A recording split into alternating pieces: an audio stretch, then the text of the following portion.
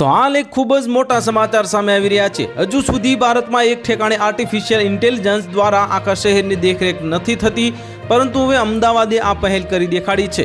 એટલે સરળ શબ્દોમાં કહીએ તો AI દ્વારા આખા શહેર પર બાજ નજર રાખશે અને નાના મોટા ગુનાઓ પણ પકડાઈ જશે।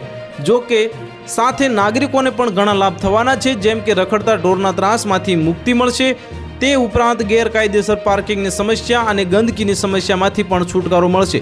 અમદાવાદના પાલડીમાં અત્યાધુનિક આર્ટિફિશિયલ ઇન્ટેલિજન્સ સક્ષમ કમાન્ડ એન્ડ કંટ્રોલ સેન્ટર બનાવ્યું છે, જ્યાં 2x3 મીટરની નોંધપાત્ર સ્ક્રીન લગાડવામાં આવી અને તેના દ્વારા અમદાવાદ અને તેની આજુબાજુના 466 ચોરસ કિલોમીટરના વિશાળ વિસ્તારની દેખરેખ રાખશે। આ AI સર્વેલન્સ સિસ્ટમમાં live drone footage, traffic signal અને બસોમાંથી કેમેરા ફીડનો સમાવેશ થાય છે અને આના દ્વારા જ સમગ્ર શહેરની દેખરેખ રાખવામાં આવશે।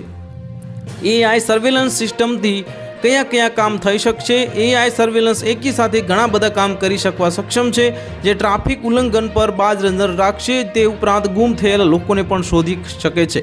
તો હાલ માટે આટલું જ। મળીશું નવી અપડેટ સાથે। જો તમને અમારા વિડીયો પસંદ આવતા હોય તો વિડીયોને લાઇક કરી દેજો, ચેનલને સબસ્ક્રાઇબ કરી બાજુમાં આવેલા બેલ આઇકનને દબાવી દો, જેથી તમને આવા સમાચારની અપડેટ મળતી રહે।